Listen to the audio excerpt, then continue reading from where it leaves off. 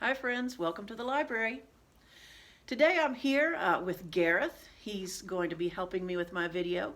We're sitting fairly far apart because we're not in the same family, so we don't want to spread germs, but we can still see one another. Today I want to read a book that probably a lot of you know. It's Curious George. Do you have this book in your house? You might. Or you might want to have one of the other books by the same author. The author are Margaret and H.A. Rey. And they are married. They are husband and wife. Here are pictures of them. They also wrote a number of books about Curious George and his adventures, like Curious George Goes to the Hospital. They wrote Curious George Rides a Bike. They also wrote the one behind me you can see. It's called Katie No Pocket. It's about a kangaroo that doesn't have a pocket. But today I just want to read this classic, Curious George. When you're done with this video, if you would like, you can watch the next video I'm going to do about the biography of Margaret and H.A. Rey and how Curious George came to America. But today, here's the classic, Curious George. We love the yellow cover. Do you notice anything about the other books that they've done, the covers? What do you notice? All yellow and the words are all red. The words are red and the cover is yellow. That's great. So let's open to the title page. Oh, and if you have your book, bring it with. Yes, that's a good idea. So there you can see there's some illustrations even inside the cover. There's the title page. And the title is Curious George by H.A. Rey. There's something else we can learn about the title page that you might have noticed already. When you turn to the back of the title page, you can find a date, and that will tell you how old this book is. Does this book look pretty old? It does. It's been around for a while. This one was actually written in 1941. That's when it was first published. That's pretty old. This is George. He lived in Africa.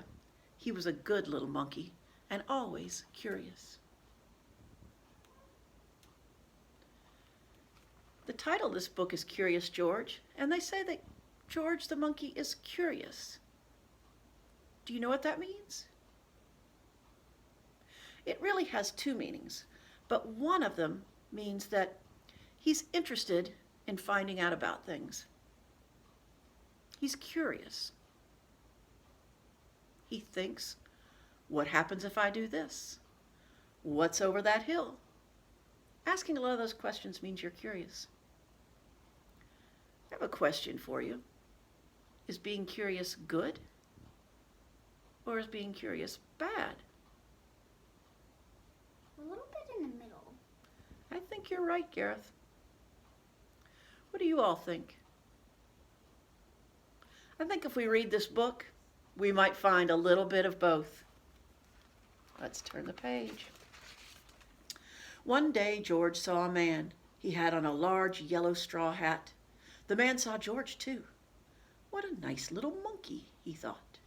I would like to take him home with me. He put his hat on the ground, and of course, George was curious. He came down from the tree to look at the large yellow hat.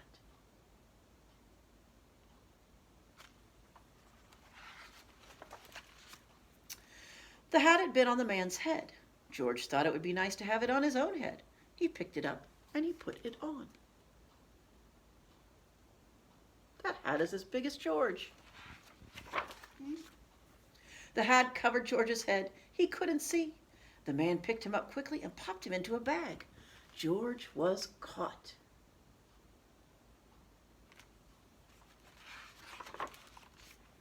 The man with the big yellow hat put George in a little boat, and a sailor rowed them both across the water to a big ship. George was sad, but he was still a little curious. He might be curious about where they're going. He might be curious about the big boat. On the big ship, things began to happen. The man took off the bag. George sat on a little stool, and the man said, "George, I'm going to take you to a big zoo in a big city. You will like it there. Now, run along and play, but don't get into trouble." George promised to be good, but it is easy for little monkeys to forget.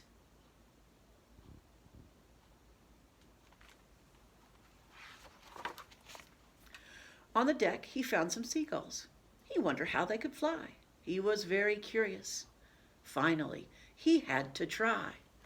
It looked easy, but do you think it is easy for a monkey to fly? No. Oh, what happened?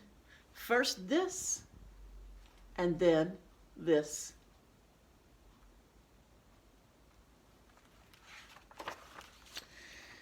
"Where is George?" The sailors looked and looked. At last they saw him struggling in the water and almost all tired out. And it's that the birds have lighter bones to fly, so they don't fall. Birds do fly. Monkeys don't usually fly. "Man overboard!" the sailors cried, and they threw him a life belt. George caught it and held on. At last, he was safe on board.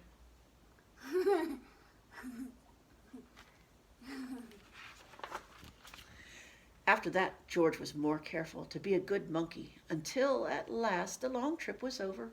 George said goodbye to the kind sailors, and he and the man with the yellow hat walked off the ship onto the shore and on into the city to the man's house. See them getting off the boat. Yes. After a good meal, George felt very tired. He put on pajamas. He crawled into bed. He fell asleep at once.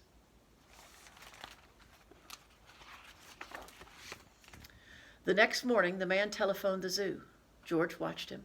He was fascinated. The man went away then. George was curious. He wanted to telephone too. 1, 2, 3, 4, 5, 6, 7. What fun dialing a telephone.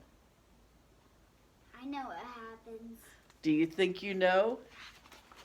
Oh, No, because I ding-a-ling-a-ling. George has telephoned the fire station. The firemen rushed to the telephone. "Hello, hello," they said. But there was no answer. Then they looked for the signal on the big map that showed where the telephone call had come from. They didn't know it was George. They thought it was a real fire.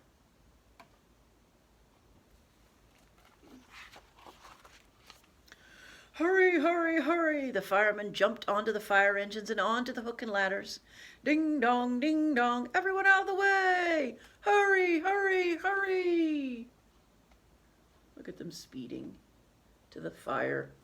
They can't. Is there really a fire? No.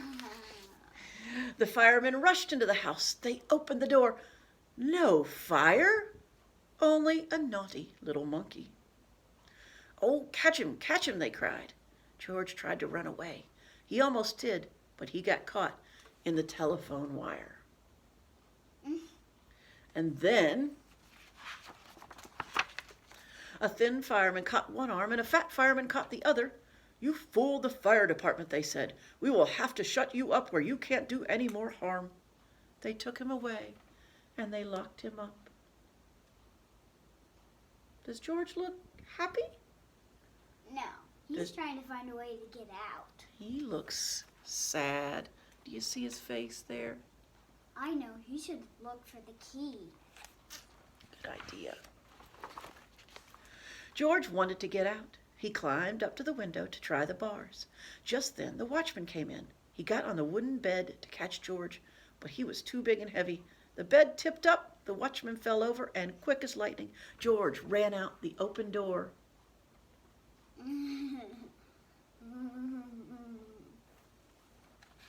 That's funny. He hurried through the building and out on the roof, and then he was lucky to be a monkey. Out he walked on the telephone wires, quickly and quietly over the guard's head. George walked away. He was free.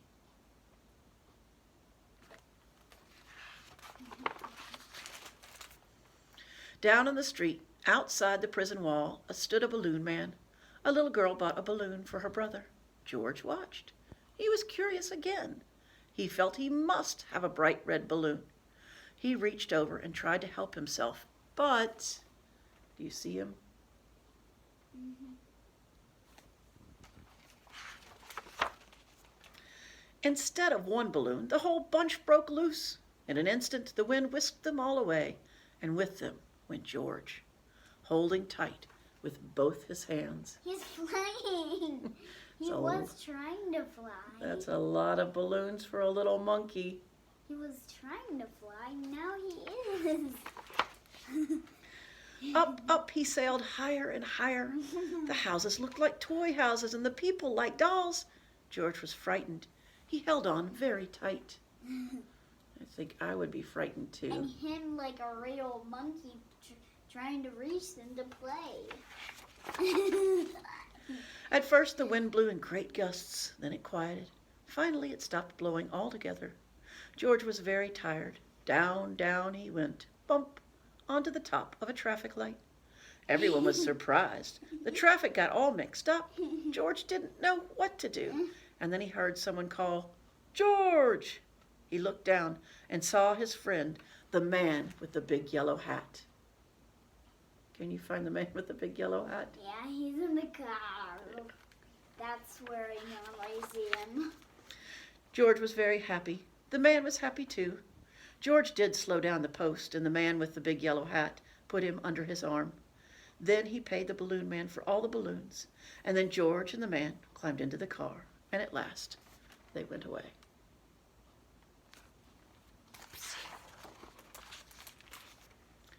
To the zoo.